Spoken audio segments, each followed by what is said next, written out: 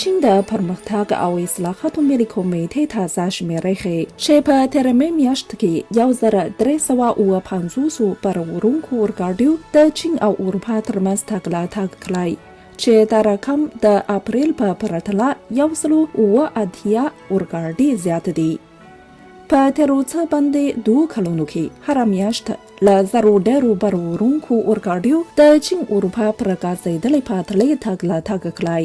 د کرونا وبا د خپرېدو پر وړاندې د چین اروپا پاتلې د تولید او عرضې د نړیوال زنځیر په ثبات کې مهم رول لوبولی دی. دغه پاتلې د درویشتو اروپایي هیوادونو 115 ښارونو ته ګرځېدلی او تر دې دمه له 550,000 زیاتو پر ورونکو اورګاډیو پرې تګ راتګ کړی او شاوخوا 5 میلیونه کنټینرونه پرې لیږدېدلي دي.